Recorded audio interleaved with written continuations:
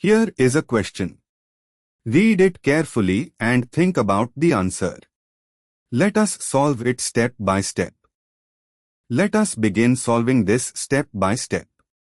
The starting material is isobutane, 2-methylpropane, CH3CH, CH3, with an additional CH3, making it actually isobutylene precursor. Wait, the structure shown is CH3, CH with a CH3 branch, i.e. isobutane, 2-methylpropane, CH3 to CH. But looking again, the structure is CH3, CH with CH3 below, which is propane with a methyl branch at C2. Actually, the starting material is isobutane, CH3 to CH2 is not right either. The structure is CH3CH, CH3, which with the implied H is isobutane to methylpropane, CH3, 3CH. Moving on to the next step.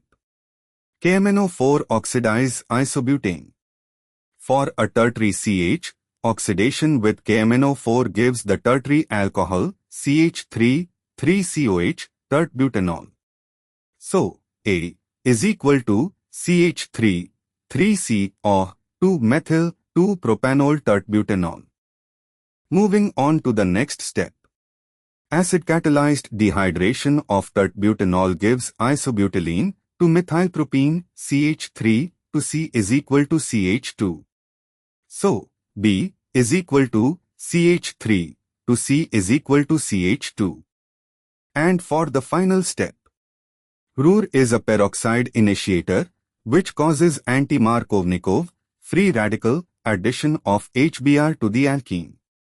For CH3 to C is equal to CH2, isobutylene, Markovnikov addition gives CH3, 3CBr, tert-butyl bromide, while anti-Markovnikov radical addition places Br at the less substituted carbon, the terminal CH2, giving CH3 to CH, CH to Br, 1-bromo 2-methylpropane. Anti-Markovnikov addition of HBr to CH3 to C is equal to CH2 gives CH3 to CH, CH to Br, which is 1-bromo 2-methylpropane. This corresponds to option D CH3CH, CH3, CH2Br. Why other options fail?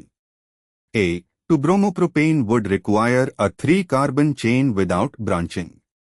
B. 2-bromo 2-methylpropane, tert-butyl bromide, would be the Markovnikov product, not anti-Markovnikov. C. Does not correspond to a logical product of this reaction sequence. Therefore, the correct answer is D. Therefore, the correct answer is option D.